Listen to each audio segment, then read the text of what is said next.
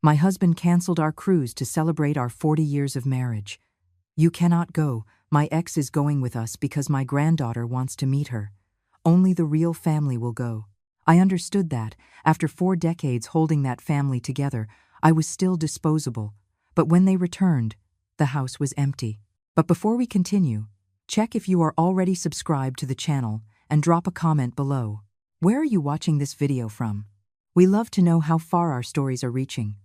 The text message arrived on a Thursday morning while I was watering the violets on the front porch. My cell phone buzzed in my apron pocket, and I wiped my hands on a kitchen towel before answering. It was from him, my husband of 40 years. The message was short, direct, just like he always was when it came to things he didn't really want to discuss. The same way he always communicated decisions he had already made, without consulting me, without considering me a part of the equation. We are going to have to postpone the trip. Chloe wants to meet her biological grandmother. I need to be there for that. You understand, right? I read it once, then again, then one more time. The violets were still there, waiting for water, but my hands had frozen mid-motion. The green, chipped watering can hovered in the air for a few seconds before I realized it and slowly lowered it. I looked at the chipped green watering can, the delicate purple flowers, the clear horizon of that October morning that promised a hot afternoon. Everything looked the same. Everything was exactly as it had been 5 minutes ago, only I had just been erased from a celebration that took months to plan, years to dream of, and a whole lifetime to earn. 40 years of marriage. A trip to Europe that I had dreamed of since I was a young girl, since I secretly read travel magazines at the local public library and imagined what it would be like to walk the streets of Paris, touch the ancient stones of Rome, and feel the Mediterranean breeze. Tickets bought 3 months ago, hotels booked well in advance, an itinerary carefully put together during nights I spent alone in front of the computer while he watched the football game in the living room. All paid for by me, as always. And now, canceled. Not postponed? I knew that. Canceled. Because his 16-year-old granddaughter had an emotional emergency that, apparently, was worth more than 4 decades of my life dedicated to that family. I did not reply to the message. Not right away. I finished watering the plants with automatic movements. I put the watering can back in its usual spot. I hung my apron on the hook behind the kitchen door. I went inside and brewed some coffee, even though I did not feel like drinking it. The ritual calmed me. It always had. Ever since I got married, at 28 years old, brewing coffee in the morning was my time to gather my thoughts before facing the day. He was 32 when we met, a serious, hard-working, reliable man. A good catch, I thought back then. I kept thinking that until this morning. No scandals, no obvious betrayals that I knew of. No screaming matches that woke up the neighbors in our quiet suburban neighborhood. He worked as a supervisor at a logistics company, and I was an accountant at a mid-sized firm. I made more money. I always made more, but that was never said out loud. It was one of those open secrets that everyone knows but no one mentions, as if talking about money was more intimate than talking about feelings. When his daughter came into our lives, she was 8 years old, the product of a previous relationship that he rarely mentioned with a woman he met before me and that lasted only 2 years. The biological mother had vanished when the little girl was 5. She simply left one morning and never came back. She left the girl without an explanation, without a note, without a forwarding address.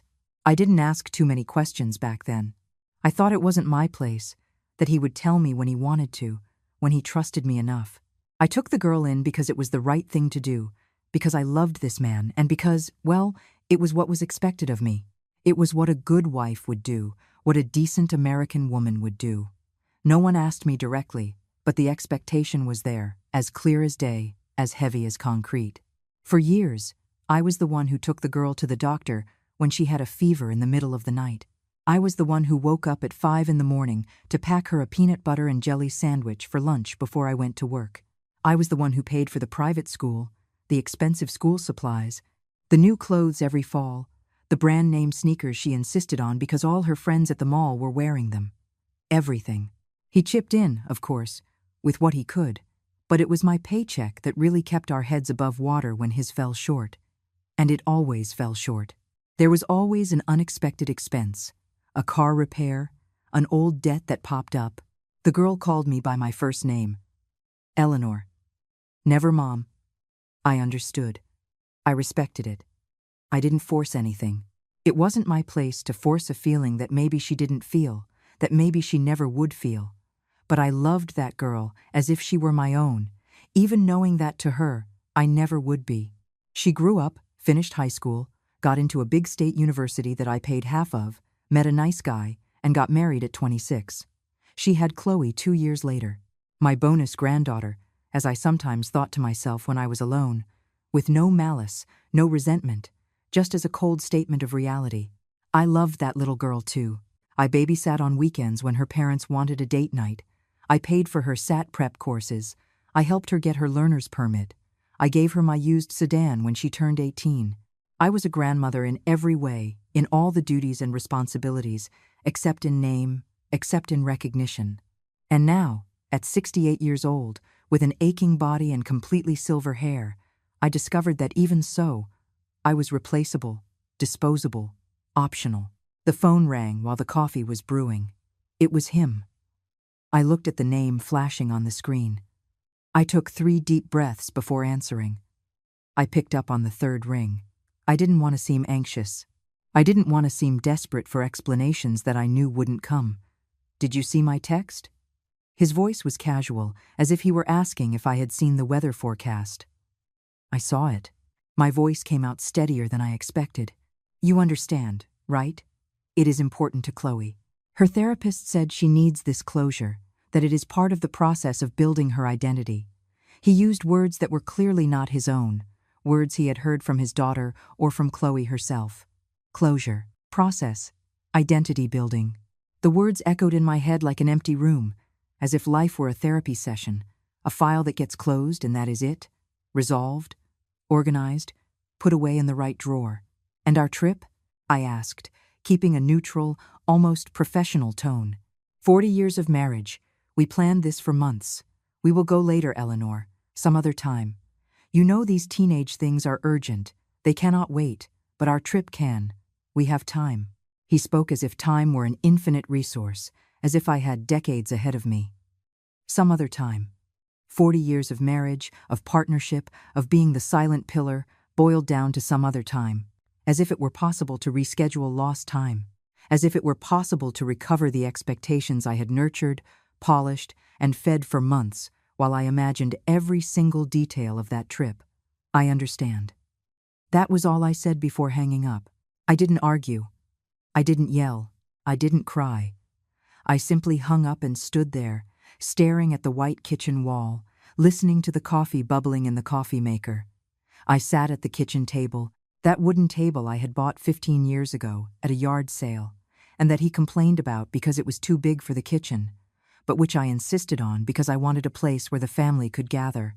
I stared at the cup of coffee getting cold in front of me, the glass sugar bowl I inherited from my mother, the salt shaker Chloe gave me for Christmas 3 years ago. I didn't cry. Crying never solved anything in my life. I learned that early, very early, when my dad died in a workplace accident and left my mom with 4 young kids to raise on her own. I was the oldest. I was 12, and suddenly I became an adult. I learned that a strong woman does not cry. She takes action. That tears are a luxury you cannot afford when you have responsibilities, when people are depending on you. I grabbed my cell phone and opened my banking app with hands that didn't shake. Everything was there, organized in digital folders, the way I have always kept my life. The trip cost $12,000. Plane tickets, hotels, tours, travel insurance, everything. All on my credit card, all under my name. All paid for with the money I saved over a year by cutting back on eating out, on new clothes, on small pleasures I put off thinking about my dream vacation. The tickets could be rescheduled, but with a 40% penalty fee. The hotels, some with strict cancellation policies, would make me lose half the money. I took a deep breath, that controlled breathing I learned over decades of bottling up emotions. It wasn't about the money. It was never about the money, even though it was a lot, even though it came from so much sacrifice.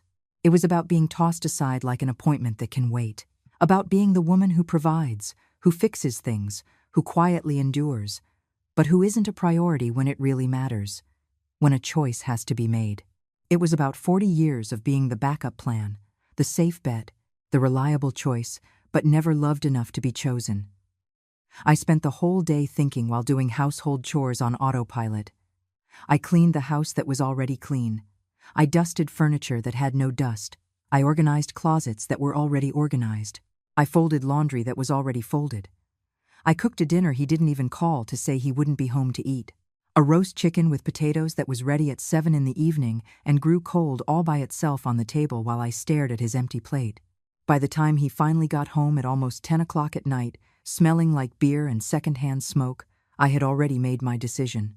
A decision that had slowly taken shape throughout the day, like a photograph developing in a dark room, getting sharper, getting inevitable. He walked in through the kitchen, as usual, tossing his keys on the counter with that metallic clatter I had been hearing for 40 years. He opened the fridge without saying hello, grabbed a bottle of water, drank straight from the plastic bottle, even though I had asked him 1,000 times to use a glass. He didn't even really look at me, didn't notice that I looked different, that something had shifted in the atmosphere of that house, of that marriage, of that life. "Everything okay?" he finally asked, distracted, looking at his phone while he spoke, not really waiting for an answer, not really caring. "I am going on the trip by myself," I replied. The words came out calm, firm, final. He stopped with his phone in his hand. He looked at me as if I had spoken in a foreign language, as if the words made no sense in the order I put them. "What do you mean, by yourself?" He laughed, a short, nervous laugh with no real humor. "You canceled the trip. I did not. I am going to Europe by myself," I repeated slowly, as if explaining something simple to a toddler. "Do not be ridiculous, Eleanor. You are not traveling alone at your age. At your age. As if 68 years old meant being helpless, invalid, completely dependent. Yes, I am. The tickets are paid for, the hotels are booked. I am going." Every word carried weight. Every syllable held 40 years of accumulated silence. He laughed again, louder this time, a laugh of disbelief, of superiority, certain that I was bluffing, that I would back down like I always did. "And what about me? Am I supposed to stay here all alone? Who is going to cook dinner? Who is going to take care of the house?" The question hit me like a slap to the face. 40 years together, and his main concern was who was going to make dinner. Not my safety, not my happiness, not whether I could handle it on my own. Just the daily chores I did that he never even noticed until faced with the possibility of losing them. "You chose to stay. You chose your granddaughter, your daughter, the search for the biological grandmother. I never heard a peep about in 16 years. I am choosing to go. I am choosing to do something for myself for the first time in 4 decades. My voice was quiet, but rock solid, leaving no room for negotiation. He still tried to argue for almost an hour. He said I was being selfish, that I didn't grasp the emotional gravity of Chloe's situation, that family comes first, that marriage is about partnership and compromise. I listened to it all in silence, sitting on the kitchen chair, with my hands folded on the table. When he finished, when he ran out of arguments and started repeating himself, I simply stood up, went upstairs to the bedroom, and locked the door, something I rarely ever did. I lay on the bed fully clothed, staring at the ceiling where I knew every stain, every tiny crack, and for the first time all day I felt a faint smile touch my lips. Not out of happiness exactly, not out of joy, but out of determination, out of certainty, out of power. I was going on a trip, alone, for the first time in 40 years of marriage, for the first time in 68 years of life. I was going to do something strictly for me, to me, with me, and nobody was going to stop me. The next morning, I woke up before the alarm went off, like I always did when I had something big on my mind. The room was still dark, just a sliver of light peeking through the poorly drawn curtains. He was still asleep in the guest room, where he had gone after I locked the door the night before. I walked down the stairs slowly, stepping on the floorboards that didn't creak, a habit developed over years of trying not to wake up the whole house. I brewed coffee in the quiet kitchen and sat down with the old laptop I used to pay bills and read the news. I went over the entire travel itinerary with fresh eyes, no longer as something we would do together, but as my personal journey, my own adventure. 2 weeks in Europe, Paris first, 5 days exploring the city I had seen in movies since I was a teenager. Then Rome, the eternal city I dreamed of seeing since I studied ancient history in high school. And finally Barcelona, with its crazy architecture and Mediterranean beaches, cities I had dreamed of visiting since my 20s, when I worked as an accounting clerk and kept travel brochures tucked away in a desk drawer. I opened my large suitcase, the blue canvas, one that was stored in the hallway closet behind the heavy winter comforters, the same one I used on the only international trip we took together 15 years ago to a logistics conference he had in Miami. I had stayed in the hotel room most of the time while he attended seminars and grabbed dinner with his buddies. I went out by myself one day to see the beach. I felt lost, scared. I ran back to the room and spent the rest of the trip watching cable television. But now it was different. Now I had 68 years of experience, of resilience, of accumulated silent strength. I started sorting out my clothes carefully, keeping in mind the October weather in Europe that I had researched days ago. Not too much. I was always practical and knew lugging a heavy suitcase around would be a pain, but I picked every item with care. Light long-sleeve dresses, a pair of beige linen pants, 2 cotton blouses, comfortable walking shoes, a pair of sneakers I rarely wore, a silk scarf I bought on sale years ago and never used because he said it looked like some snobby old lady trying to show off. He came downstairs around 9 in the morning, still in his old plaid pajamas, looking like he hadn't slept well, his hair a mess and deep bags under his eyes. He looked at me as if hoping I had changed my mind overnight, as if hoping I would apologize and everything would go back to normal. "Are you really leaving?" His voice came out raspy, tired. "Yes." I didn't look up from the suitcase. "What if I ask you not to go? What if I tell you I need you here?" He was trying another angle, softer, more manipulative. I stopped what I was doing and looked at him. I really looked at him, maybe for the first time in years.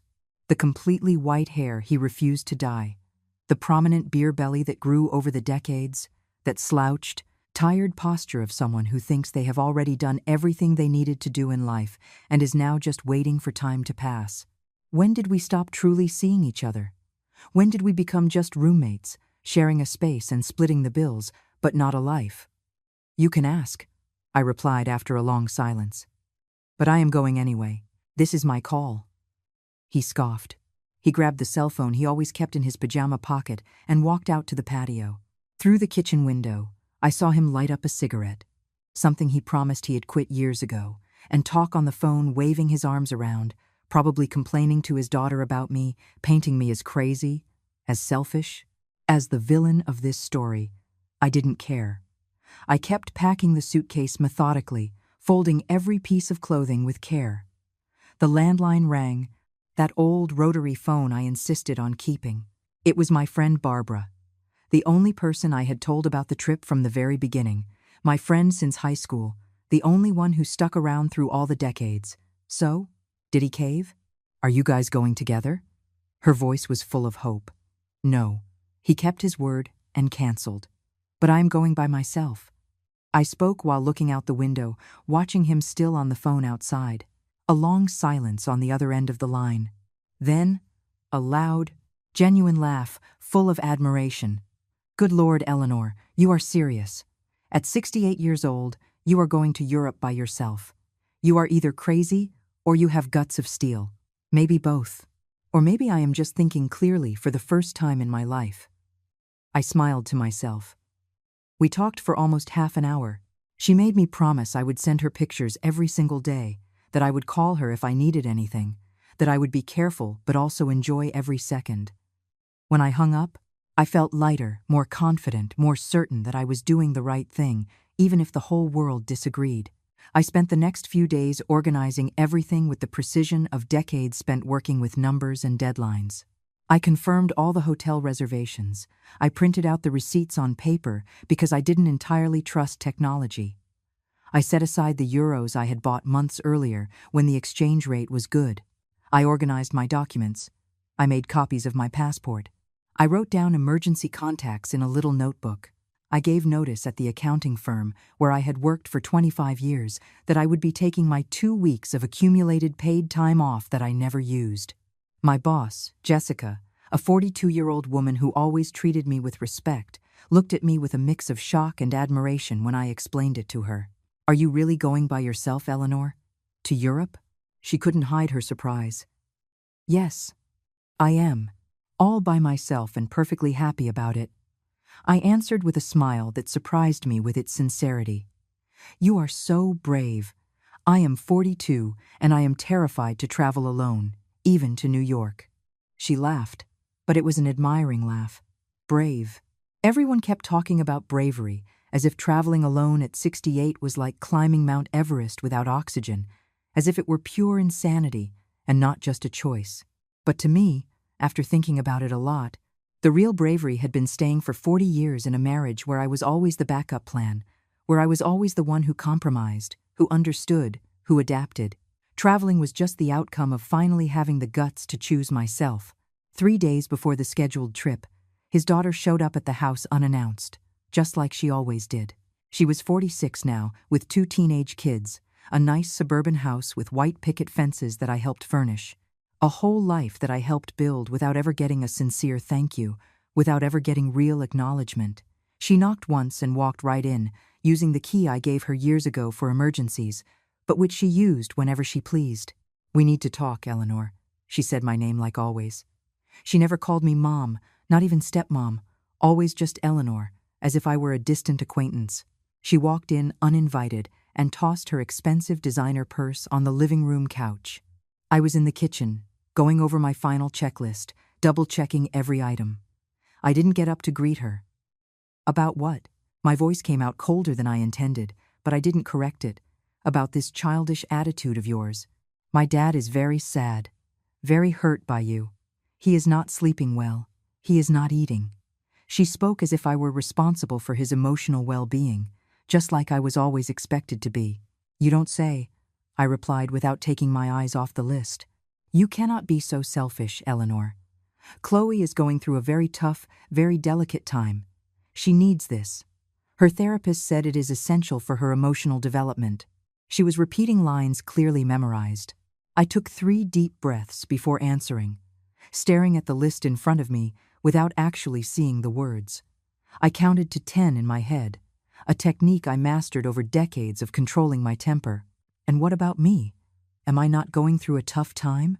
40 years of marriage, a trip I waited my whole life for, canceled by a 3-line text message? My voice went up a notch, something rare for me. It was not canceled. It was postponed. "You guys can go next year, in 6 months, when Chloe is doing better." She waved her hands, annoyed by my stubbornness. "When exactly?" "When Chloe finishes the therapy that could take years. When she works through all her teenage trauma. When she goes off to college and gets new problems. When I am 75 or 80 years old and cannot walk straight anymore, cannot travel anymore." Each question came out louder, firmer. She turned bright red, her cheeks the color of tomatoes. But not from embarrassment, I noticed, from pure, simple anger. "You have always been difficult, always with this habit of making a big deal out of nothing. My dad always said it, that you are a drama queen." She practically yelled. "Drama, me, the one who never complained out loud about paying for the outrageously expensive private school, the out-of-network doctor, the dentist, the orthodontist, the over-the-top birthday parties. Me, the one who never demanded recognition, never asked for a thank you, never collected the emotional debt that was owed. I was the drama queen." "You can leave now," I said quietly but firmly, returning my full attention to the checklist. "Excuse me?" She couldn't believe her ears. "You heard me perfectly well. You can leave. I have things to do, a trip to pack for. I do not have the time or the patience for this." I crossed an item off the list without even looking at what it was. She stood there for a few seconds, her mouth hanging open, unable to believe I was actually kicking her out. Then she snatched her purse, throwing a tantrum like a little kid. "You are going to regret this. You will come crawling back, begging for forgiveness," she predicted dramatically. "Maybe, but at least I will be coming back from Paris," I replied without looking at her. She stormed out, slamming the door so hard the picture frame on the wall shook. I heard her car start up with an exaggerated roar, burning rubber on the pavement. My hands were shaking slightly as I held the pen. My husband walked into the kitchen a few minutes later, coming from the living room where he had probably heard the whole thing. "Did you have to treat my daughter like that? So rudely?" He was angry, standing defensively with his arms crossed. "What do you mean?" "I just said I did not have time, which is the truth." I went back to my list, refusing the fight he was looking for. "Rudely, Eleanor. You were never like this. I do not know what got into you." He raised his voice. I slammed the pen down on the table, making a loud noise. I looked him dead in the eye, without looking away, without blinking. "Do you want to know what real rudeness is? It is canceling a 40th wedding anniversary trip over a text message. It is expecting me to just take it quietly, because it is for the family. It is treating me like a piece of furniture that always stays in the same spot, always available, always understanding, always there when you need me, but invisible when it is inconvenient." Every word came out heavy, loaded. He opened his mouth to reply, closed it without saying a word. Opened it again, closed it again. He looked like a fish out of water. "You have changed, Eleanor. I do not know who you are anymore," he finally managed to say, his voice low, almost sad. "I did not change. I woke up. It took me 68 years, but I finally woke up." I turned back to my list, considering the conversation over. The night before the trip, I decided to have dinner alone for the first time in 40 years. I cooked a simple steak, just the way I liked it, with garlic and butter, fluffy rice, and a tomato and onion salad. I set the table just for me, using the good tablecloth I saved for company. I lit a small lavender candle I had kept tucked away in a drawer for years. I put some soft music on the old radio, a station playing Frank Sinatra. I ate slowly, chewing thoroughly, savoring every bite as if it were my last meal, listening to the music. He walked through the living room during dinner, saw the whole scene, the table set for one, the lit candle, the music playing. He stood there for a few seconds watching me. He said absolutely nothing. He went upstairs to the guest room where he had set up camp, stomping heavily on the stairs like a pouting child. I didn't even check the exact time. I was too wrapped up in my little solitary celebration. I washed the dishes calmly, drying every plate, every piece of silverware, putting everything back in its place. I turned off the lights one by one, making sure everything was in order. I walked upstairs slowly, holding onto the handrail. My suitcase was already packed, zipped shut, waiting right by the bedroom door. I ran my hand over it gently, affectionately, like someone petting a beloved dog. "Tomorrow we start," I whispered to the suitcase, feeling just a tiny bit ridiculous. I got into bed and slept deeply for the first time in weeks. No nightmares, no insomnia, no waking up in the middle of the night stressing over a million things. I slept like I hadn't slept in months, maybe years. The deep sleep of someone with a clear conscience and a hopeful future. The taxi arrived right on time at 5 in the morning. The city was still asleep, the streets empty and quiet. I was already completely ready by 4:30, sitting in the living room with my suitcase next to me, my purse in my lap, and my coat folded over my arm. The house was dark, quiet as a tomb, except for the hallway light I had left on. He didn't come down to say goodbye. I heard him move around in the room when the cab softly honked, but he never showed up. It is for the best, I thought. Goodbyes would only make things harder, messier, more painful. I loaded the heavy suitcase into the trunk with the help of the driver, a man in his 60s who looked half asleep. I slid into the back seat and took a deep breath. I looked at the house one last time before the cab pulled away. The house that had been mine for 35 years, the house I cleaned, organized, and kept running. The lights were all off except for the one in the hallway. It looked like a dead house, lifeless, soulless, and maybe it really was, I realized. Maybe it had been for a long time, and I just didn't want to see it. I didn't look back when the cab turned the corner. I kept my eyes fixed straight ahead, on the road lit by street lamps, on the city slowly waking up. The driver was way too chatty for that hour.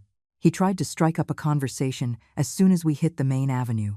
"Business trip, ma'am?" he asked, glancing in the rearview mirror. "Pleasure trip, vacation," I answered shortly. "That is great. Traveling with the family, husband, kids?" He kept pushing, curious. "By myself." "I am going by myself," I said, looking out the window, watching the closed storefronts roll by. He looked at me in the rearview mirror with poorly hidden surprise, but had the decency not to say anything else. The rest of the ride to the airport was silent, just the low hum of the morning news on the radio. At the airport, I checked in by myself for the first time in my life. The young woman at the airline counter was polite, patient with my rookie solo traveler questions. She helped me with my overweight bag. I went through security, boarded the plane. Every milestone I completed on my own gave me a small victory, a tiny rush of pride. Everything worked exactly the way it was supposed to. Nothing catastrophic happened just because I was alone, completely contrary to all the fears he had planted in my head over the past few days. The plane took off right on time at 8 in the morning. I stared out the window, watching Chicago shrink down below, the city lights still flickering faintly against the rising sun. The buildings turning into tiny specks, the entire city fitting in the palm of my hand. I felt something strange in my chest, tight but not in a bad way. It wasn't fear, exactly. It was freedom. It was possibility. It was a future as wide open as the endless sky the plane was cutting through. The woman sitting next to me was French. She was heading back home to Paris after spending 3 weeks visiting her daughter who lived in the States. She was 72 years old, with short, stark white hair, round glasses, and an easy smile. We chatted a bit after the plane leveled out and the seatbelt signs turned off. "First time in Paris?" she asked with a charming accent, speaking good English but with endearing little mistakes. "First time in all of Europe," I admitted, feeling thrilled and nervous all at once. "Oh, how wonderful. Are you going with family? Your husband?" She smiled hopefully. "No, by myself. I am traveling alone," I said, waiting for the shock or the pity. But she laughed, a loud, genuine laugh that made a few people turn their heads. "Excellent. Me too. My husband passed away 5 years ago. A massive heart attack in his sleep. At first, I thought I would never be able to travel again. That traveling was something we only did together. But then I thought, am I going to sit at home waiting to die too? No, thank you. So I started traveling alone. It is liberating, you will see." She touched my arm affectionately. Liberating. That word again, the same one my friend had used. The word kept echoing in my mind like a mantra, like a promise. We talked for almost the entire flight. She told me about the places she had already visited alone. Greece, Egypt, India, Japan, Argentina, Peru, places I could barely wrap my head around. She gave me practical tips for Paris, good cheap restaurants, how to use the subway, which museums were worth it, and which ones were just tourist traps. "And do not be afraid to eat alone at restaurants," she advised me seriously. "At first it feels weird. You feel like everyone is staring, but then you realize no one cares. Everyone is busy with their own lives, and eating alone is wonderful. You can order exactly what you want, eat at your own pace, without anyone rushing you." I slept a little during the long flight. That light airplane sleep where you don't really rest, but it helps pass the time. I woke up when they served breakfast. A warm croissant with strawberry jam and weak but hot coffee. I looked out the window and saw the Atlantic Ocean down below. Endless. Dark blue. Too vast to comprehend. I thought about how many times I had put my own dreams on hold throughout my life. How many times I put everyone else ahead of myself. Husband, stepdaughter, granddaughter, bosses, coworkers, neighbors, everyone but me. The plane touched down at Charles de Gaulle Airport on a crisp, clear October morning in Europe. The city looked beautiful even from above. Organized, historic, exactly how I pictured it since I was a little girl reading about the French Revolution in grade school. My heart was racing when the plane hit the tarmac with a gentle bump. I grabbed my suitcase from the carousel after waiting anxiously for almost 40 minutes. I went through customs, where a bored French officer stamped my passport without asking any questions. And I walked out of the airport following signs in French I barely understood. The air was chilly compared to the weather back home, but it was refreshing. I caught a cab following the instructions my seatmate had given me. The driver was Algerian. He spoke French way too fast, but he understood when I showed him the hotel address written on a piece of paper. The ride to the hotel was a visual revelation. Paris rolling by outside the taxi window. Old, elegant buildings, tree-lined streets, tiny cars, sophisticated people, even just heading to work. It all felt like a movie, a fantasy, less real than reality itself. The cab dropped me off in front of a small hotel in the Marais district. A modest 3-star place I picked for the price and the location. Nothing fancy, nothing special, but clean and safe according to the reviews I read dozens of times on the internet. The room was tiny, but it had undeniable charm.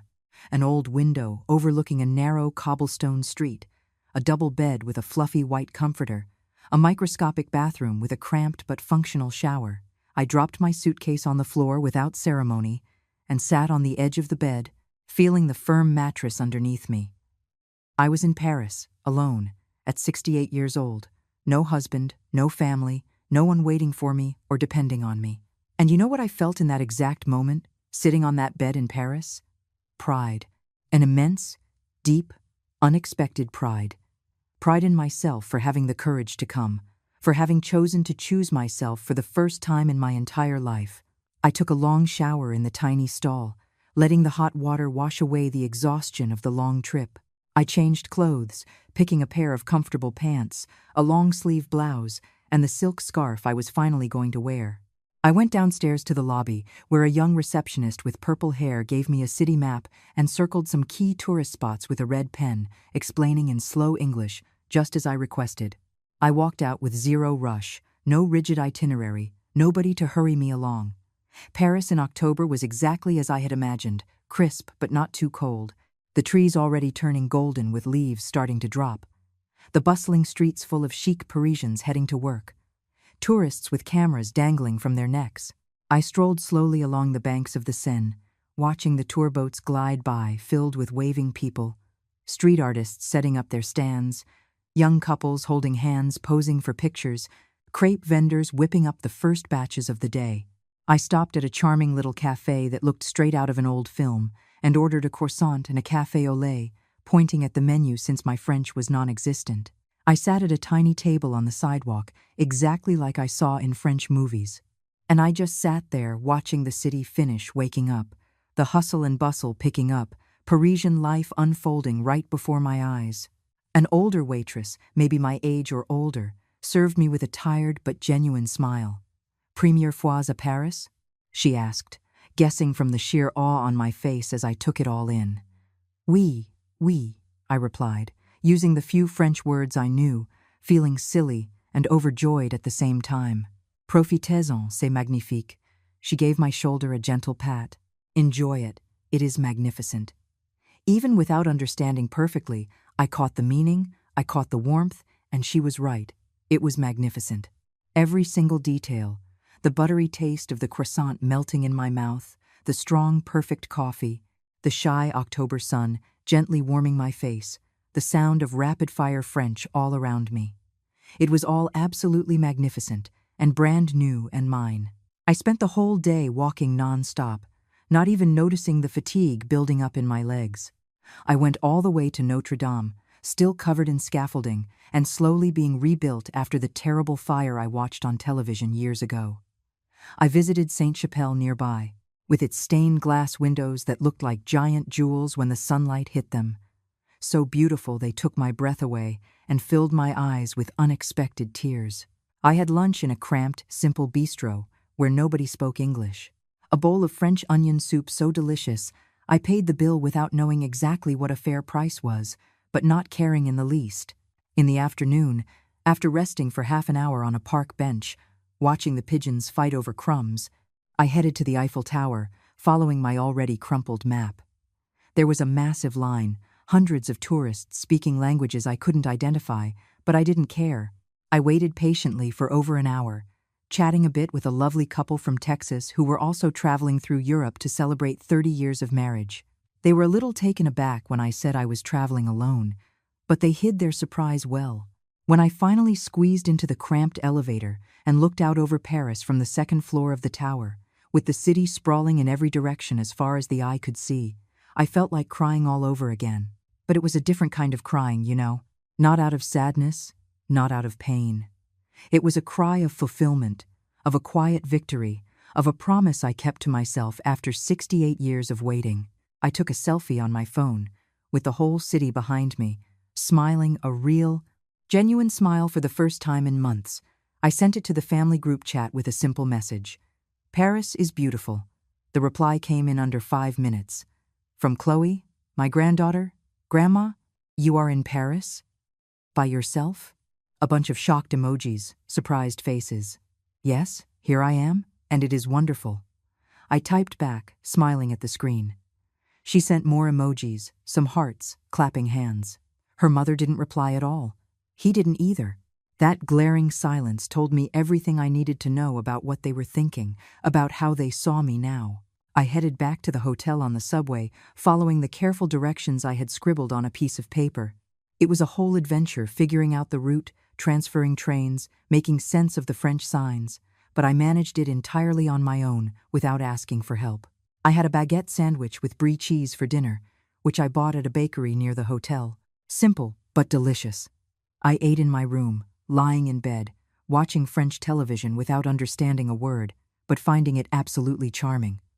I fell asleep early, exhausted but incredibly happy, the kind of happiness that comes from within, that relies on nobody else but yourself. The days in Paris flew by in a wonderful whirlwind of new experiences. I woke up early every day, ate the simple hotel breakfast buffet of bread, jam, coffee, and juice. Then I headed out to explore without rushing, without obligations, following only my curiosity and my feet, which, miraculously, weren't complaining nearly as much as I expected. I visited the Louvre Museum on a rainy Tuesday, braving massive lines that were worth every minute of the wait. I got completely lost in the endless, labyrinthine halls, admiring artwork I only knew from old-school textbooks. I saw the Mona Lisa up close, surrounded by hundreds of tourists holding their phones high, all hunting for the perfect shot. It was smaller than I had imagined, much smaller, but still stunning with that enigmatic smile spanning centuries. I spent hours walking through the Egyptian, Greek, and Renaissance wings until my feet begged for mercy. I took the train to the Palace of Versailles on a cloudy but dry day, leaving from the station the receptionist had taught me how to find. The palace was just ridiculously huge, gilded, excessive, and opulent. Every room more decorated than the last, every ceiling painted with mythological scenes that must have taken years to finish. I walked through the massive gardens, even with the gray sky threatening rain, imagining what life was like for the people who lived there centuries ago. So totally different from my simple life as an accountant, so far removed from the reality I knew. But in that moment, walking alone through those historic gardens, I too was living something extraordinary, something I never dreamed possible for me. I ate a lot of croissants during those days, trying them at different bakeries on a quest for the best one, though they were all delicious. I drank coffee in little bistros, where waiters in black aprons served me with French formality. I walked until my feet ached every single day, limping slightly back to the hotel but always smiling. And every night, like clockwork, I sent a new picture to the family group chat. Sometimes Chloe would reply with teenage enthusiasm, asking for details, saying she was so jealous. Sometimes no one replied and the photo just hung there, seen but ignored. On my 5th day in Paris, I caught the high-speed train to Rome. The journey was absolutely stunning, cutting across green and golden French countryside, passing by snow-capped Alps in the distance, and crossing into sunny Italy. I stayed glued to the window the entire trip, 6 hours of watching Europe roll by, landscapes that looked like Renaissance paintings. I arrived at Termini Station in Rome in the late afternoon, tired but pumped for the next leg of the trip. Rome was completely different from Paris, more chaotic, louder, more Italian in all its intensity. Cars honking non-stop, people talking loudly and gesturing wildly, absolutely insane traffic that terrified me whenever I had to cross the street.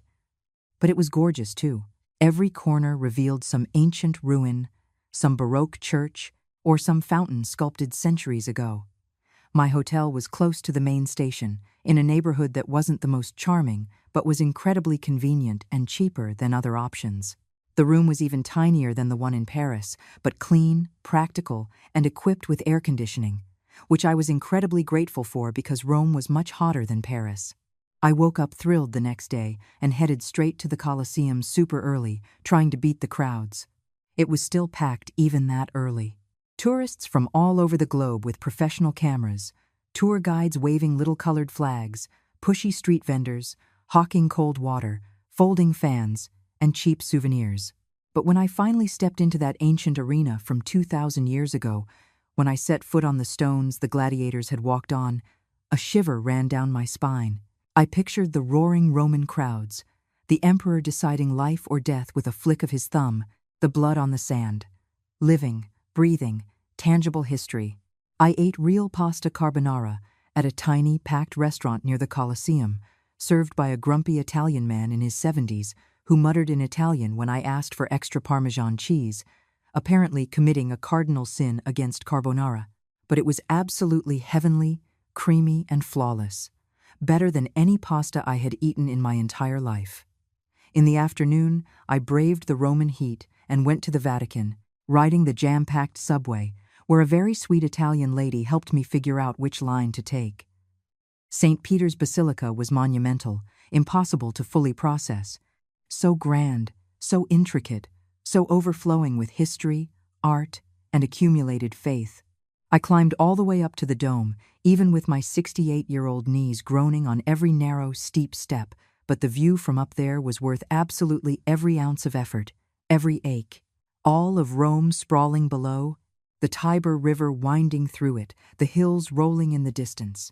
In the Sistine Chapel, I stared up at the ceiling painted by Michelangelo until my neck screamed and I couldn't take it anymore. How did someone paint that lying on his back? How did he have the patience, the vision, and the raw talent? At 68, I could barely look up for 5 minutes without my neck protesting loudly. That night I dined alone in a small, family-run restaurant the hotel receptionist recommended. I sat at a tiny table tucked in a corner, still not entirely comfortable with the idea of eating alone in public. The waiter was a quintessential Italian guy in his 50s, thick mustache, prominent belly, and a wide, charming smile. "Bellissima signora. Alone in Rome? This is impossible." He threw his arms open theatrically, making people at the other tables turn around. I laughed genuinely. It had been a very long time, years maybe, since anyone had called me beautiful. Even if it was just automatic Italian courtesy, the professional charm of an expert waiter, totally possible, as you can see. I replied in English, pointing at the empty seat across from me. "Your husband is a pazzo, a total madman, to let such a gorgeous woman wander Rome alone. If you were my wife, I would never let you travel by yourself." He kept up the act, kissing the tips of his fingers. I didn't correct his assumption about my marital status. I kept the illusion alive. I let him believe that somewhere out there, a husband existed who was waiting for me, loving me, and missing me. I ate a simple but perfect margherita pizza, with a thin, crispy crust, fresh tomato sauce, gooey mozzarella, and fragrant basil. I drank some local red wine, good and cheap, that the waiter insisted I try. I tipped generously, leaving an American-style tip that Italians do not expect but happily accept. And I strolled slowly back to the hotel, through the Roman streets at night. The streets of Rome at night had a special, slightly dangerous allure. Soft, romantic yellow lighting, young couples strolling hand in hand, bars with sidewalk tables overflowing with people laughing loudly, drinking wine, and smoking. It was beautiful and vibrant, and I was right there, a part of it all, even though I was alone, even though I was invisible to everyone around me. On the 7th day of the trip, I hopped on another train, this time to Florence. It was a short ride, just an hour and a half, but it revealed Tuscan landscapes that absolutely took my breath away. Rolling green hills, vineyards lined up in perfect rows, medieval villas perched on hilltops. The city was significantly smaller than Rome, way more organized, and infinitely more beautiful in my eyes. Perfectly preserved Renaissance buildings, pristine streets, and a calm river cutting right through the center.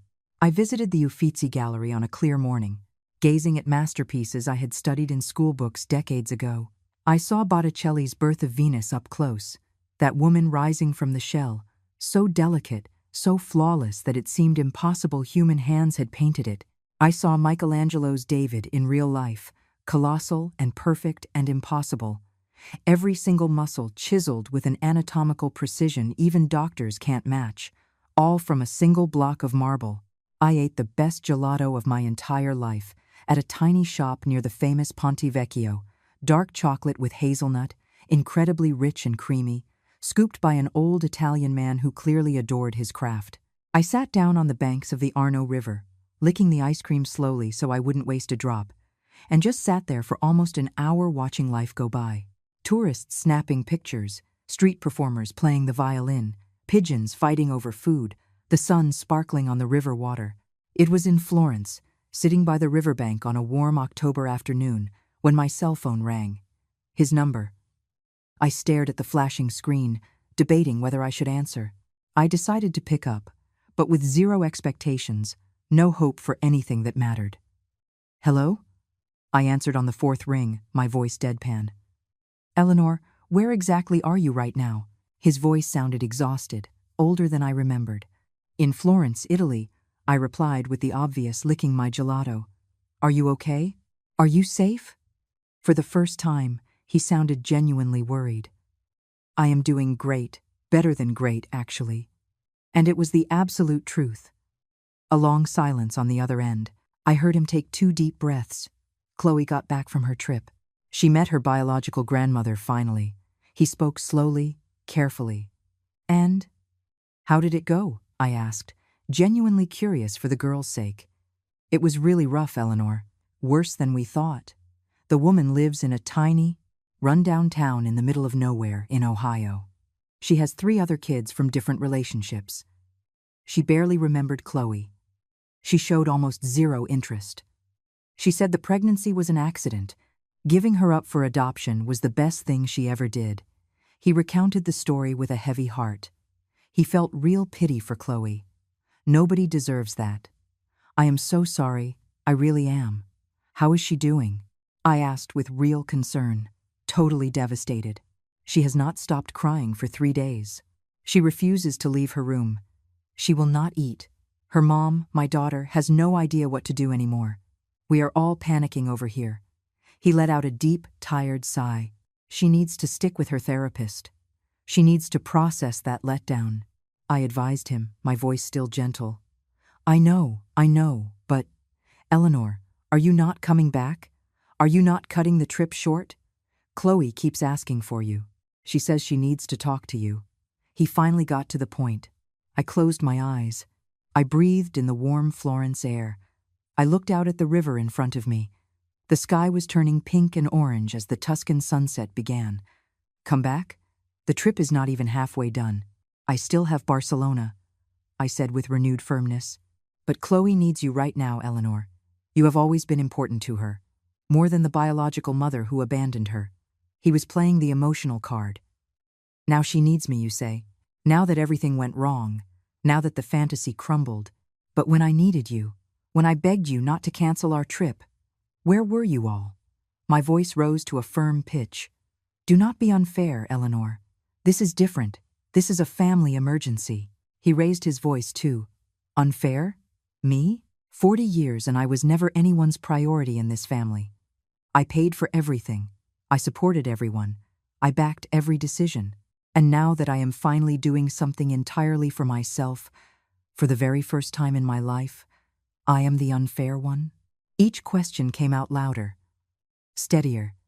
He finally went quiet, fresh out of immediate arguments. "You changed, Eleanor. I do not know who you are anymore." "The Eleanor I knew would never be this selfish," he said quietly, his voice aching. "I did not change. I grew up. I woke up. Finally, at 68 years old, I learned to put myself first. It took way too long." "I know," I replied with forced calm. I hung up before he could answer. My hand was shaking slightly as I gripped the phone. My gelato had partially melted, dripping down my fingers, but I didn't even notice. I just sat there for a few more minutes, staring at the river, letting my heart rate slow down. I felt no guilt. I realized it right then. I felt sadness for Chloe, truly. But I did not feel guilty for not rushing back. I didn't feel obligated to give up my dream yet again to fix everyone else's problems. The rest of the afternoon passed without any more emotional drama. I finished licking up the melted gelato, tossed the little cup in the trash, and kept strolling through the narrow streets of Florence until the sun completely vanished. I spent 2 more full days in Florence before heading to Barcelona, the final planned stop of the trip. I used that time to process that phone call, his words, that attempt to drag me back into my old role. I walked a lot. I thought a lot. I ate a lot of delicious Italian gelato. On the train to Barcelona, a long, 11-hour ride cutting across northern Italy and southern France, I stared out the window thinking about everything. About the life I had temporarily left behind in Chicago. About the 40-year marriage that was probably ending without either of us officially admitting it. About the woman I used to be and the woman I was becoming right there, alone on an international trip at 68 years old. Barcelona greeted me with bright sunshine and the salty air of the Mediterranean. The city was completely different from the previous ones, more modern in certain ways, younger in its energy. Vibrant, colorful, bursting with life, art, and Gaudi's crazy architecture everywhere you looked. My hotel was near the Barceloneta beach, in an old but fully renovated building. The room had a tiny balcony with a partial view of the ocean, and I spent my first night sitting out there, listening to the crashing waves, feeling the salty breeze, and drinking cheap Spanish wine I bought at a corner store. I visited the Sagrada Familia the next day, that utterly insane and marvelous church that is still under construction after more than 140 years. It was impossible to describe properly, with its towers that looked like melting sandcastles, its stained glass windows that painted the interior in every color of the rainbow, and its architecture that defied any traditional logic. I stayed inside for almost 3 hours, sitting on a wooden bench, just staring up, staring around, absorbing this creation by a man who died before seeing his work finished, but who believed in it so deeply he dedicated his entire life to it. I went to Park Güell on a super windy day, that park covered in colorful mosaics and impossible organic shapes. I climbed stairs, walked through crooked columns, and sat on the winding mosaic bench in the main plaza. I took pictures, a lot of pictures, not to prove anything to anyone, but to save them for myself, for the days to come when I am too old to travel and need the memories. I strolled down Las Ramblas, that famous avenue packed with tourists, street performers, and flower stands. I ate tapas in a tiny bar where nobody spoke English, just pointing at what other customers were eating. I drank sangria that was sweet and way too strong, and it went straight to my head since I wasn't used to drinking mid-afternoon. It was in Barcelona, at a beachfront cafe on my 4th day in the city, that I met Sarah. She was sitting at the table next to mine, also by herself, chain-smoking cigarettes and downing espressos like water. American. I figured it out when she asked for the check with an unmistakable New York accent. "Sorry for eavesdropping, but are you from the States?" I asked, suddenly feeling a bit lonely, craving some contact with someone from back home. She looked at me in surprise and broke into a huge smile. "Yeah, New York. Upper East Side. What about you?" "Chicago. South Side," I smiled back. And so began an unlikely friendship between 2 American women, one 68 and the other 45, both traveling through Europe alone, both running away from lives they no longer fit into. We had dinner together that night at a spot near the beach, Spanish food washed down with plenty of red wine. Sarah smoked a ton, drank even more, and laughed way too loud for the quiet setting, but she was refreshingly honest and blunt. "You inspire the hell out of me, Eleanor, seriously," she said between gulps of wine. At 45, I was scared out of my mind to travel alone. I thought I would get mugged, attacked, murdered, all the worst-case scenarios. And here you are, at 68, just breezing through. It is freaking amazing. "Scared of what, exactly?" I asked, intrigued by her intensity. "Everything. Getting robbed at night, getting lost and not knowing how to get back, getting sick with nobody to help me. Just, I don't know, not being able to handle it by myself, you know. We are raised to think we always need somebody, especially a man, especially a husband." She lit another cigarette. "And could you handle it?" I nudged, already knowing the answer. I totally could. I have been here 2 weeks and it has been the most liberating thing ever. That word, liberating, that is it. She slammed her hand on the table, thrilled by her own epiphany. That word again, liberating. The third, completely different person to use the exact same word to describe traveling alone. We talked until the restaurant started to close, the waiters shooting impatient looks at our table cluttered with empty bottles and an overflowing ashtray. She told me about her 20-year marriage that had blown up 6 months ago, about her ex-husband who never really valued her and ended up having an affair with his young secretary, like a walking cliché. She told me about her 2 grown kids who barely called to check in on her, too wrapped up in their own lives. "It is funny, isn't it?" she said, her voice a little sloppy from the wine. "We spend our whole lives giving ourselves away completely. To the kids, to the husband, to the whole damn family. Keeping a home, cooking meals, doing laundry, giving emotional support, the works. And when we finally decide to do one single thing just for us, everyone acts like it is absolute madness. Selfish? They call it. Exactly. I filled in, knowing that script by heart. Exactly. Like taking care of yourself is some heinous crime. Like we do not deserve our own lives, our own dreams, our own happiness." She gestured wildly with her cigarette, leaving a trail of smoke in the air. We said goodbye close to midnight, with a tight, long hug between 2 women who understood each other perfectly. We swapped phone numbers, emails, and made sincere promises to get together back in the States, promises that might never happen, but in that moment felt absolutely genuine. "You are a total badass, Eleanor.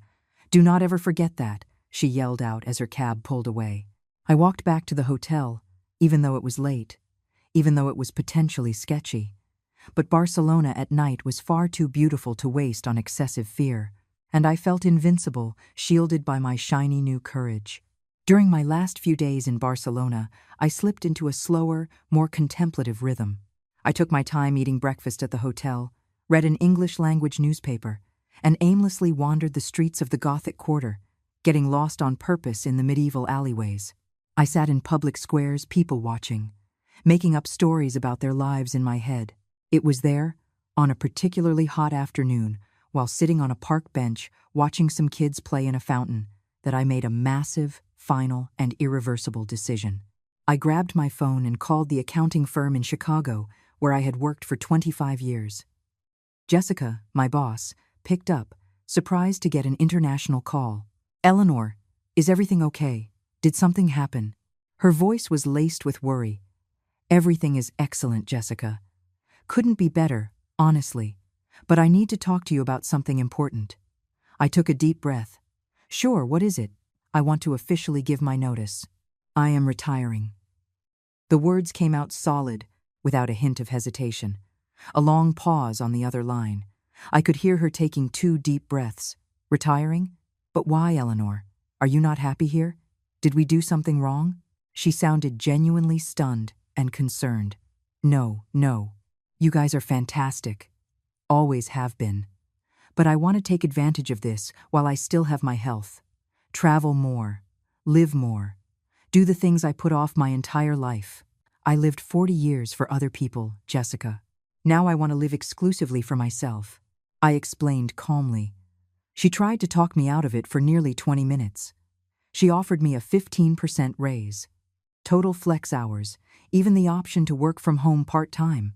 I appreciated every single offer from the bottom of my heart, but I shot them all down with growing resolve. "We are really going to miss you, Eleanor. You have always been a role model to me," she said when she finally accepted that my mind was made up. "Thank you, sweetheart, for everything, for all 25 years. My voice cracked just a little. When I hung up, I felt a massive weight lift off my tired shoulders. It wasn't exactly joy or euphoria, just alignment, just a perfect match between what I felt and what I was doing. On my last full day in Barcelona, I headed down to the Barceloneta beach. I sat on the sand, still cool from the morning air, kicked off my shoes, and let the freezing Mediterranean water wash over my legs as the waves rolled in. I stared out at the endless horizon, the blue crashing into blue, and I thought about it all. About the 40-year marriage that seemed to be ending without either of us making it official. About his daughter, whom I raised as if she were my own, but who never saw me as a mother. About the granddaughter I loved unconditionally, but who tossed me aside when it suited her. I pulled my phone out of my pocket and opened my banking app. I went over the numbers with a renewed focus. I had money saved up, not a fortune, but enough. Decades of hard work, squirreling away paychecks, keeping a tight lid on spending. I wasn't rich, never would be, but I had enough to live simply and comfortably for a few years if I was smart about it. The house we lived in back in Chicago was exclusively in my name. Always had been, since before we even got married. I bought that house on my own at 26, 2 years before I met him, with money I saved up working since I was 16. I never changed the deed after the wedding. He thought it was overkill back then, but I called it playing it safe. My mother had taught me that. A woman always needs to have something that is entirely hers, something nobody can take away from her. Sitting on that beach in Barcelona, with the sun warming my face and the waves splashing my feet, I made another choice. I opened up my text messages with slightly trembling fingers and typed out a short, blunt, final text to him. When I get back to the States, I want a divorce. Officially. Just like that. No beating around the bush, no lengthy explanations, no emotional defenses. The reply came back shockingly fast. He must have had his phone in his hand. Have you lost your damn mind? After 40 years of marriage, you want to throw it all in the trash over a trip? It is not about the trip. It is about 40 years of feeling invisible. I typed back calmly. We can talk about this in person when you get back. Calmly, like adults. He was trying to buy time. There is nothing to talk about. I have made up my mind. I want a divorce. I held my ground. You are being selfish and irrational. You are tearing a whole family apart. He went on the offensive. I blocked his number before he could type another word. I didn't want to fight anymore. I didn't need to justify myself anymore. I sent a separate text to Chloe, my granddaughter, who despite everything, I still loved. Chloe, sweetheart. Grandma needs to tell you something important. I am divorcing your grandpa when I get back. It took her almost an hour to write back, probably trying to process the bombshell. Grandma, what is going on? Why? Because I deserve to be truly happy, honey. And I never was in this marriage. I was useful. I was convenient. I was the problem solver, but I was never genuinely happy. I explained it to her straight. She took even longer to reply this time. I get it, Grandma. I am sorry if we hurt you. I am sorry if I hurt you, specifically. The message was heavy, with real remorse. It was the very first time in this entire ordeal that anyone from that family genuinely apologized, taking responsibility for their actions. It was not you, sweetie. You are still young. You are figuring life out. But thank you for understanding. I love you. I replied with genuine affection. I love you too, Grandma. So much. She ended it with a heart emoji. The flight back to Chicago was smooth sailing. 11 hours crossing the Atlantic in the opposite direction. I slept through most of it, waking up only to pick at the bland airline food. By the time the plane finally touched down on a gray, rainy morning, I knew exactly what my game plan was for the upcoming days, weeks, and months. I got home by mid-afternoon, raining cats and dogs like it only does in the city at the end of October. The house was dark, quiet, exactly the way I left it 2 weeks ago, but it looked totally different to me now. He wasn't there, which was for the best. I wasn't looking for a showdown right out of the gate. I needed time to regroup before the inevitable battles began. I dragged my heavy suitcase upstairs, pulling it up the steps because I was too wiped out to carry it. I unpacked slowly, separating the dirty laundry, putting away the cheap little souvenirs I picked up in every city. Every single item held a specific memory. The Eiffel Tower keychain, the Colosseum fridge magnet, the mug with Gaudí's mosaics. I took a long, hot shower, letting the water wash away the travel grime. I threw on some clean, comfy clothes. I went downstairs and brewed a pot of coffee, that comforting ritual that always put me at ease. I was sitting at the kitchen table drinking it when I heard the key turn in the front door. He walked in slowly, like he was scared, like he was stepping into a war zone. He stopped in the kitchen doorway, looking at me like I was a total stranger, someone he couldn't even recognize anymore. "You are back." That was all he said at first. "I am back," I confirmed, sipping my coffee calmly. "We really need to talk about all of this, Eleanor." He pulled out a chair but didn't sit down. He just stood there, leaning heavily on the back of it. "There is no need. I have made all my decisions." I kept my voice steady. You cannot just throw away 40 years like this, like they meant nothing.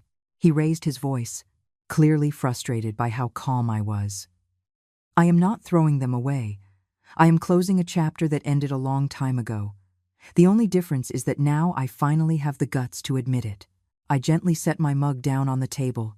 He finally pulled the chair out and slumped into it, looking exhausted and defeated. What did I do that was so terrible to deserve this? I looked at him. I really looked at him. Maybe for the first time in years. I saw an old man, 72 years, weighing down his wrinkled face, tired from a life that hadn't been a walk in the park either. But I didn't feel enough pity to back down. You erased me. For 40 straight years, you systematically erased me. My wants, my dreams, my desires, everything always took a back seat to everyone else. And I let it slide. That is my fault. I allowed it. I accepted it. I kept my mouth shut. I spoke slowly, picking every single word. I erased you. I always respected you. I never laid a hand on you. I never cheated on you. I always worked hard. He got defensive, acting insulted. Respect is not just not hitting me or sleeping with other women. Real respect is seeing me as a whole person. It is factoring me into decisions. It is choosing me once in a while, instead of always choosing everyone else. I explained it to him with a patience I definitely wasn't feeling. I chose you when I married you.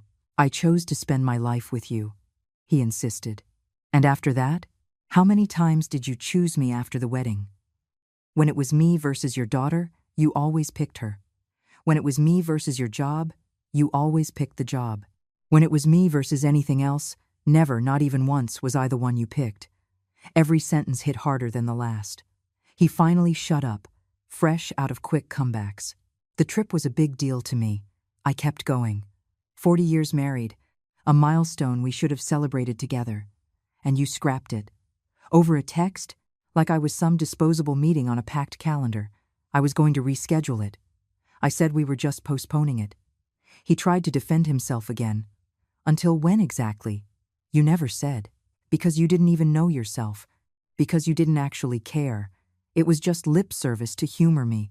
Not because you genuinely wanted to go. I hit him right where it hurt. I pushed back my chair, stood up, and dumped the rest of my cold coffee into the sink. I looked out the kitchen window at the backyard I had taken care of by myself for years. I want a divorce and I want you out of my house, I said, still facing the window. It was easier that way. Your house? This is our house. We have lived here together for 35 years. He jumped up, getting worked up. No, it is mine. It has always been exclusively mine. It is only in my name. I bought it before we got married. You always knew that. I turned around to face him. I watched his face completely drop. His anger slowly gave way to fear, to panic, to the realization that I wasn't bluffing. You cannot kick me out of my own home. But his voice was already losing its edge. Yes, I can. And I am going to. But I am not going to be unnecessarily cruel about it. I am giving you 3 months to find a place and move out. That is more than enough time for a grown man to get his act together. I was tough, but not ruthless. He still tried to argue with me for over an hour. He told me I had lost my damn mind, that I was having a delayed midlife crisis, that I was going to regret this bitterly. He said I was humiliating him in front of the entire family. He called it petty revenge. I listened to the whole rant in silence, leaning against the counter. When he finally ran out of steam, out of arguments, and out of breath, I just went upstairs to my bedroom and locked the door. I heard him pacing around downstairs, slamming stuff around, muttering under his breath, and eventually trudging up to the guest room where he was crashing. I lay down in my bed, and for the first time, my chest didn't feel heavy. I felt light. I felt like this was exactly right. I felt that finally, after 68 whole years, I was grabbing the steering wheel of my own life. The very next morning, bright and early, I tracked down a divorce lawyer an old friend had recommended ages ago. Arthur, at a small but well-respected firm downtown. He welcomed me with professional politeness and offered me a cup of coffee, which I happily accepted. I laid out the entire story with a level of detachment that shocked even me. No theatrics, no crying, no fishing for emotional validation, just the hard facts, 40-year marriage, canceled trip, decision to divorce, house entirely in my name. He listened intently, jotting down key points on a yellow legal pad. When I finished, he opened the folder of documents I brought and reviewed everything with an almost infuriating calm. The deed to the house, bank statements, the old marriage certificate. He sat in silence for several minutes, analyzing every single page. Finally, he looked up and spoke as casually as if we were discussing the weather. "The house is exclusively in your name, Eleanor. Purchased prior to the marriage and the deed was never altered. Legally speaking, you can sell it whenever you want without needing his sign-off." He confirmed what I already knew. "Can he contest it?" I asked, bracing for a headache. He could try to argue that a decades-long domestic partnership contributed financially to the upkeep, even if he was not the titled owner. But, being completely honest with you, his chances of winning are slim to none if all the paperwork checks out. He gave it to me straight, and I appreciated it. I asked about potential legal fallout, timelines, and fees. He walked me through every scenario with professional patience. Zero moral judgments about my choice. I walked out of there an hour later feeling incredibly strange, like I was crossing a bridge I had seen from afar but never actually set foot on. When I got back to work, which would only be my job for a few more weeks, I grabbed a quick bite at a local diner near the lawyer's office. I wasn't really hungry, but I ate mechanically because I knew I had to keep my engine running.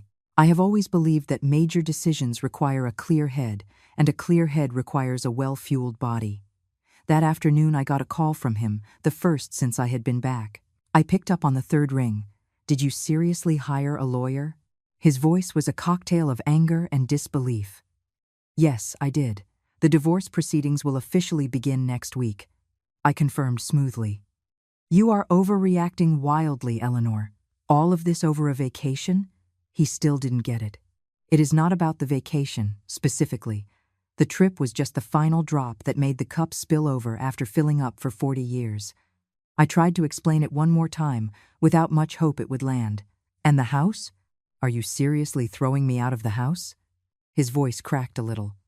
"I am not throwing you out aggressively. I am giving you a reasonable window to sort things out and find a decent place. But yes, I want you out." I held my ground.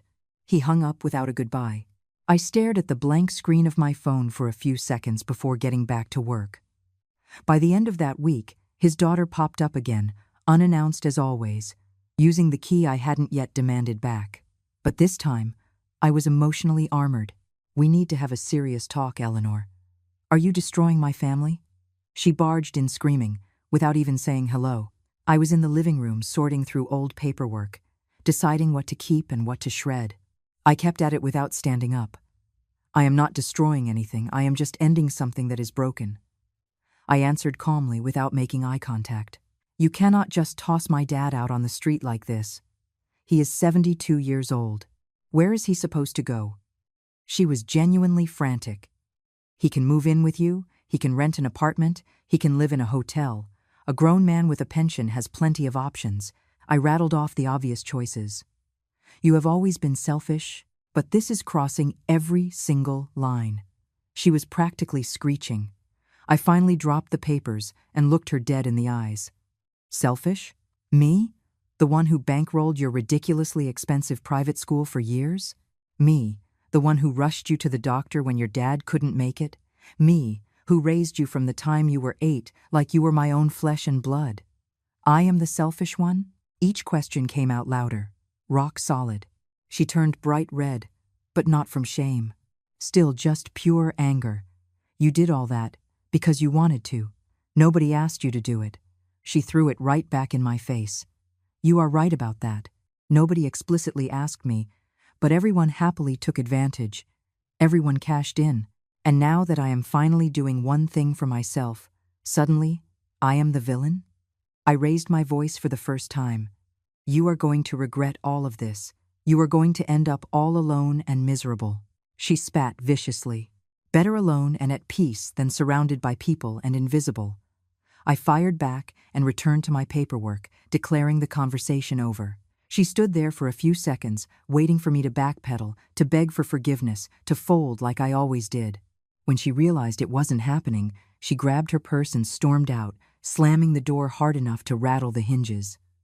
I heard her car peel out, burning rubber. My hands were shaking a bit as I held the old papers. But it was an adrenaline shake, not fear or regret. The following weeks were surprisingly pragmatic and light on drama. He moved into his daughter's house after barely a month, unable to handle the tension of living under the same roof with me. It was for the best. It made the transition smoother for both of us. I kept working my final weeks at the firm, honoring the 30-day notice I insisted on giving, even though Jessica told me I didn't have to. I organized all my files. I trained my replacement, a sharp 35-year-old woman who asked great questions. On my last day, Jessica threw a little office party with a chocolate cake and some sodas. The whole team chipped in for a going-away present. A brand new piece of luggage, larger and much nicer than my old one, with wheels that glided smoothly and neatly organized compartments. For the next adventure, Eleanor, Jessica said, handing it to me with tears in her eyes. I almost cried too, but I forced the tears back. I thanked everyone individually, tucked away the cards filled with sweet messages, and promised to keep in touch, even though I knew I probably wouldn't with most of them. The divorce went through remarkably fast, taking barely 3 months after filing the paperwork. He didn't contest it, despite threatening to 1,000 times. The lawyer told me he was likely advised that he didn't have a leg to stand on in court. The day I signed the final papers at the courthouse, I walked outside and sat on a bench in a nearby public park. I looked at my left hand, the gold band I had worn for 40 straight years. I slid it off slowly, feeling a little resistance because it had been there so long my skin had indented around it. I dropped the ring into a small box inside my purse. I didn't toss it. I didn't pawn it. I just put it away. It was part of my story. I didn't need to erase it entirely. My finger felt weird, lighter, naked, free. I bought a lemon popsicle from a cart rolling by, playing a totally annoying jingle, and took a stroll through the park with no destination in mind.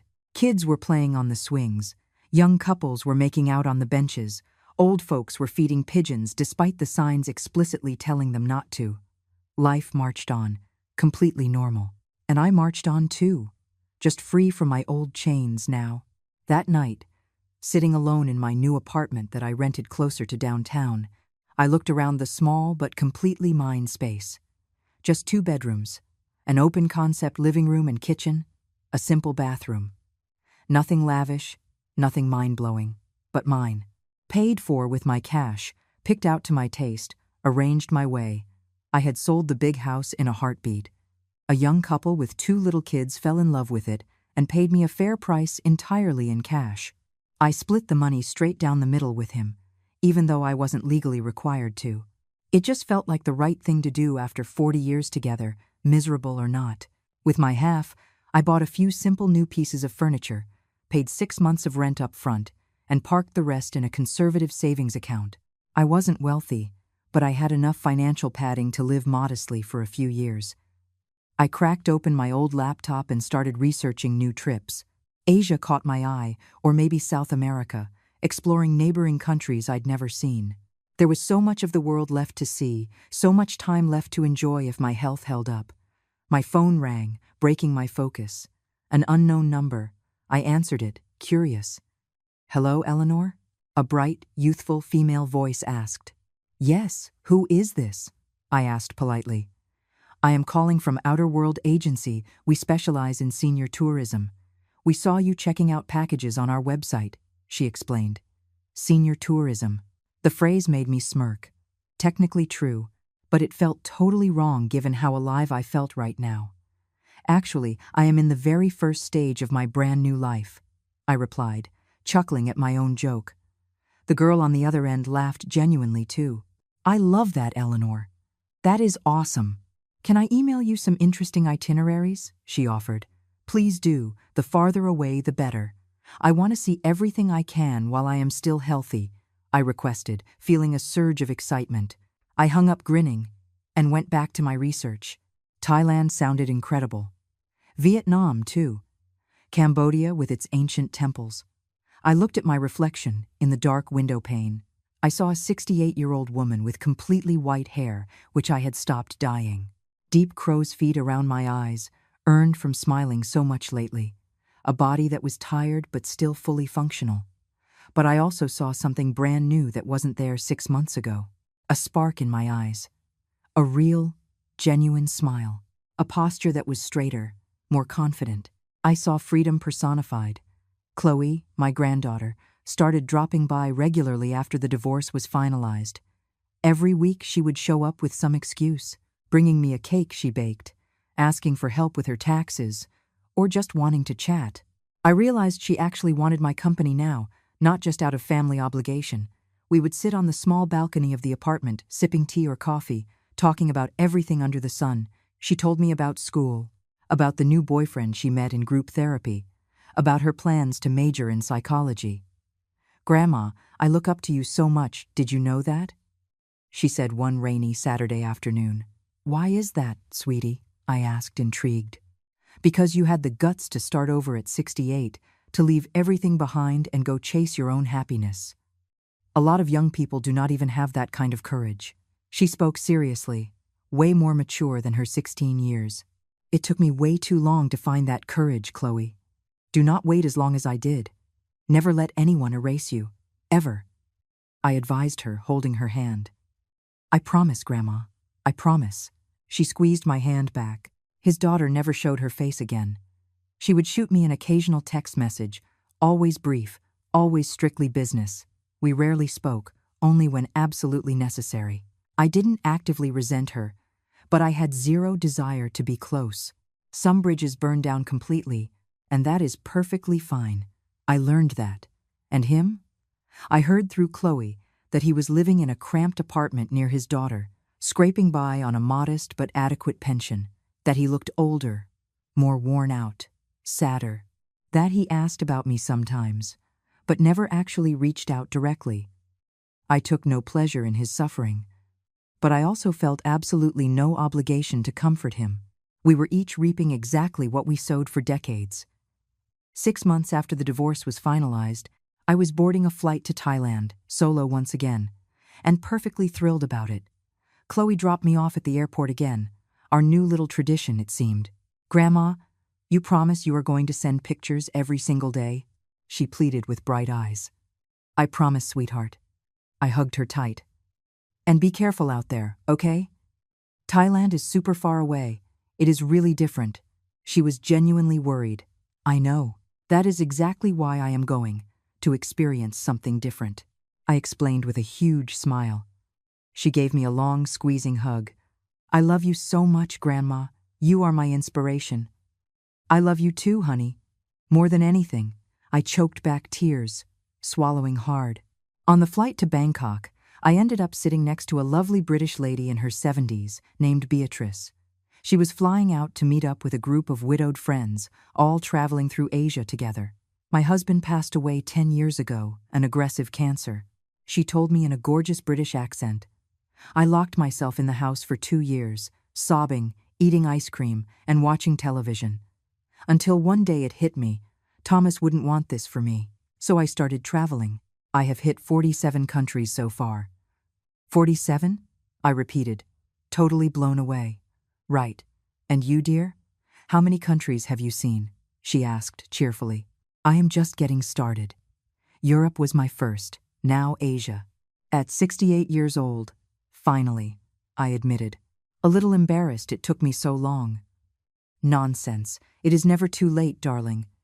"Never." She patted my arm affectionately. We chatted for practically the whole trip, 30 long hours including layovers. She gave me goldmine advice for Thailand, where to go, what street food to devour, and which scams to dodge. She showed me gorgeous pictures from her previous trips. Colorful India, hyper-organized Japan, mountainous Nepal, mystical Cambodia. When we finally landed in Bangkok, dead, tired, but buzzing with excitement, she gave me a massive hug and handed me a card with her email address on it. "Let's stay in touch, Eleanor. And remember, life is entirely too short to live it for other people. Live it for yourself." She advised me with the wisdom of someone who learned it the hard way. I will never forget it. "Thank you, Beatrice." I hugged her back. I spent 3 mind-blowing weeks in Thailand. I explored the golden temples of Bangkok, so totally different from the European churches. I ate street food so spicy it set my mouth on fire, but it was incredibly delicious. I rode a noisy tuk-tuk through the insane city traffic. I caught traditional dance performances. I visited an elephant sanctuary where I got to actually touch those massive, gentle creatures. And in every single place, in every single new moment, in every unique experience, I felt a profound sense of gratitude. Gratitude for finally finding the guts to break free from a life that was suffocating me. To start over, even if it felt too late. To choose myself for the very first time in 68 years of existence. When I flew back from Thailand almost a month later, rocking a tropical tan with a suitcase crammed full of cheap souvenirs, I found an unexpected text from him waiting for me. The first direct message in over 6 months. Can we meet up to talk? No fighting? Just a civilized conversation. I seriously considered ignoring him completely, but after chewing on it for a few days, I decided to say yes, not holding on to any hope of getting back together, not out of nostalgia, but for a final closure that maybe we both needed. We agreed on a neutral coffee shop near downtown, public enough to avoid a scene, but quiet enough to actually talk. I showed up right on time. He was already there waiting at a booth in the back. He looked noticeably older. A lot older. His hair was completely white now. He looked thinner, with a slouched, defeated posture. He stood up when he saw me walking over, a little old-school polite gesture. "Thank you for agreeing to come, Eleanor," he said quietly after I slid into the booth. "What did you want to talk about?" I cut straight to the chase, skipping the pleasantries. He stirred his coffee without taking a sip, visibly nervous, fishing for the right words. "I wanted to tell you that you were right. About everything." He started finally, his voice heavy. I waited in silence for him to keep going. "I erased you all those years. I never put you first. I always just assumed you would be there, always available, always understanding. I took you for granted," he admitted, staring down at the table, looking ashamed. "And now? What brought on the change of heart?" I asked skeptically. "Because I miss you. Because my daughter's house is always a madhouse, filled with people yelling, zero peace and quiet. Because I sleep horribly every single night. Because I finally realized what I lost." He was being honest, at least. "You don't miss me specifically. You miss the comfort I provided. You miss the clean house, the hot meals, the easy life. You do not miss me as a person." I corrected him calmly. He opened his mouth to argue, but shut it without making a sound. He knew I was right. "Eleanor, could we not give it another shot? Start with a clean slate? I promise you this time would be different." He threw a Hail Mary, practically begging. I looked at him with sympathy, but with absolutely zero desire to go backwards. "No, we cannot. You wouldn't actually change. You might fake it for a few weeks, maybe a few months. But eventually you would fall right back into your old habits because that is just who you are. And I have changed way too much to ever play that old role again," I explained, gently but firmly. "So this is it? It is final? 40 years completely tossed in the trash?" His voice cracked. "They were not tossed in the trash. We lived them. Some of the moments were great. Some were terrible. Most were just mediocre. But it is over now.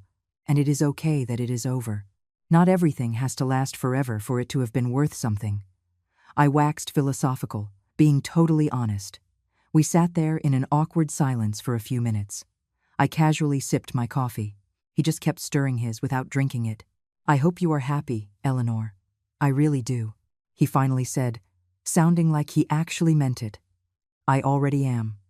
For the first time in decades, I am genuinely happy," I replied with a soft smile. "And forgive me for everything, for erasing you, for making you feel invisible. You deserved a lot better." He finally apologized. Way too late maybe, but with real sincerity. Apology accepted, and I wish you happiness too. "I hope you find some peace," I answered honestly. We said goodbye right outside the coffee shop, no hugs, just a formal handshake. And it was enough. We didn't need some dramatic, tearful goodbye, just the mutual understanding that the chapter was closed for good. I watched him trudge slowly to his beat-up car parked down the street. I didn't feel a deep sense of loss. I felt zero regret. I just felt a quiet acceptance that some cycles have to end, and that is perfectly fine. Now, if you liked this story, smash that subscribe button and let me know in the comments which part left your jaw on the floor. Oh, and do not forget to become a member to get access to exclusive videos that I do not post here. Catch you over there.